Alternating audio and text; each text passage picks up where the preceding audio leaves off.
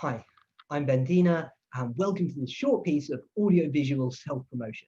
Now, I'll give a very speedy talk about my job market paper in just a moment, but first, I'd like to use this as an opportunity to explain a little bit about my motivation as a researcher and to describe some of my other projects and my interests. Now, I'm primarily an econometrician, but most of my econometric work is about developing practical estimation and inference methods. And in most of my work, I apply these methods to real data. As such, I also consider myself to be an applied microeconomist, albeit one who's interested mostly in applying novel tools rather than finding novel applications. The underlying objective of my work is to increase the transparency and credibility of the assumptions used by empirical researchers. I want to know what happens when functional form assumptions fail, when panel data aren't time stationary, when conditional independence restrictions like unconfoundedness or instrumental validity don't quite hold. And ideally, I'd like to come up with methods that work under weaker alternatives.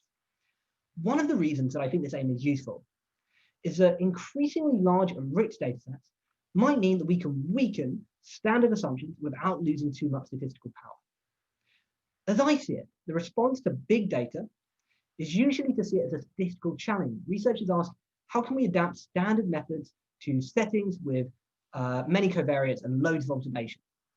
Instead, I'd like to see it as an opportunity to develop new methods that use the rich covariates and numerous observations creatively in order to achieve credible inference when standard methods can't. In my job market paper, this motivation is pretty clear.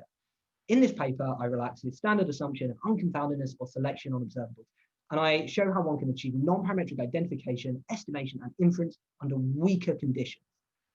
I showed that the same general cross-sectional methodology can be applied to panel models and allows one to achieve identification without having to employ strong additive separability or stationarity assumptions.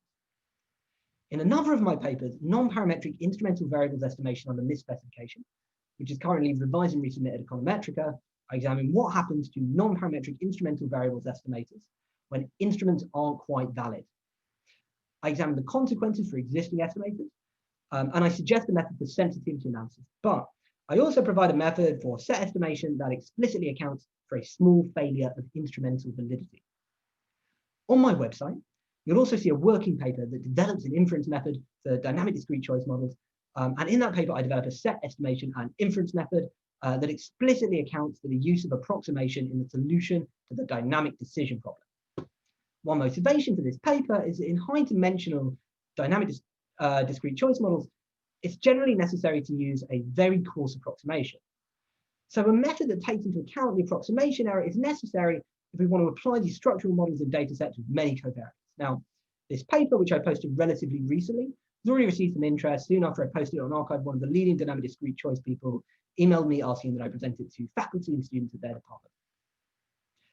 I'm also working on various other papers. One of these examines what can and can't be non-parametrically identified in panel models with fixed T.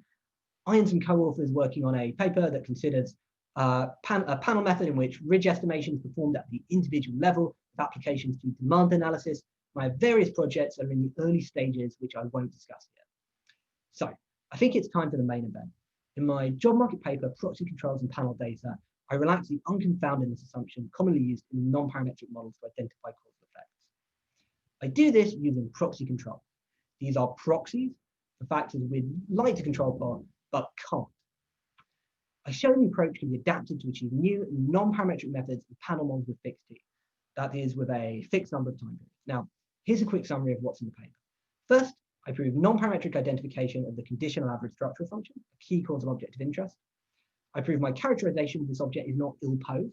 Now, that may sound like a boring technical point, and in some ways it is, but it plays a crucial role in my analysis, so I think it's worth mentioning. I show how the proxy controls approach implies a flexible strategy for non-parametric identification and estimation of panel models. I develop a simple non-parametric sieve-based estimator, and I derive its rate of convergence under primitive conditions. I develop a bootstrap-based method for forming uniform confidence bands, and I prove that the confidence bands have asymptotically correct coverage. I apply my methods to real data. I present two empirical applications. One looks at the effects of being held back a grade on test scores, and the other looks at the demand for food using panel data. So again, what are proxy controls? They're proxies for factors we'd like to control for, but can't. So I'm going to show you an example. I'll share my screen for a moment. So imagine you want to know how being held back a grade imparts students reading and math skills. You have observational data on many students. You see whether they were held back a grade, and you see their scores on some tests taken late in elementary school. Those will be our outcomes of interest. Students who are held back a grade are usually retained because their academic progress to that point has been lackluster. Now, this poor progress may reflect low academic ability, and that's likely associated with low reading and math scores in later life. Thus, in other words, academic ability causes confounding. Now, it's plausible that academic ability, in fact, explains all the association between treatments and potential outcomes, that it satisfies unconfoundedness. Ideally, you could control for academic ability and then, under weak additional conditions, identify the causal effect of being held back a grade.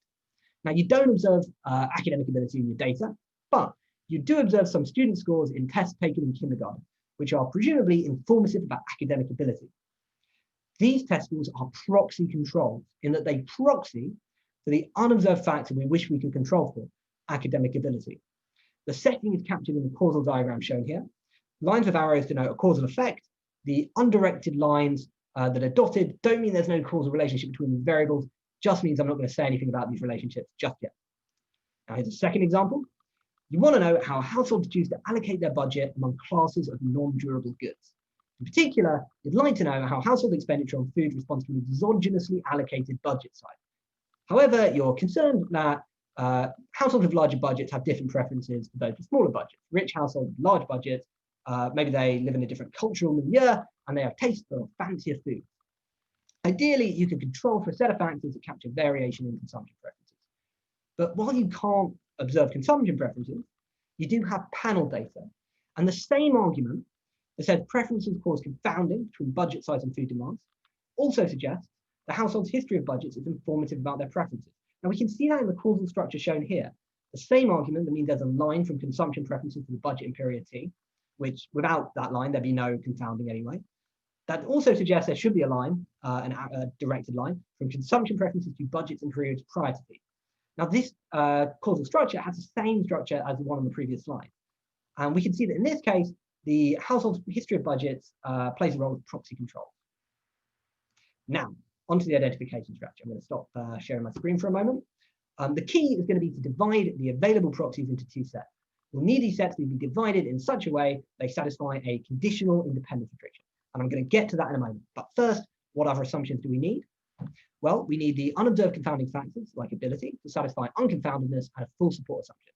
So basically, we need these factors to satisfy the same conditions that we need if we actually observe them. Secondly, we need each of the two sets of proxies to be sufficiently informative about the unobserved confounding factors. In the case of test scores proxying for academic ability, we need each set of test scores to be sufficiently informative about ability.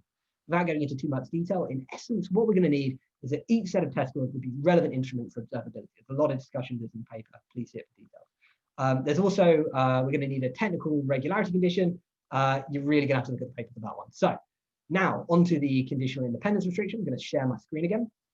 So I think this conditional independence restriction is easiest to understand using causal diagrams. In the paper, I do all of this using conditional independence restrictions and potential outcomes because it's more general, but this is probably a little better for exposition. So X here is a vector of treatments, Y is the outcome, Z and V are the two sets of proxies.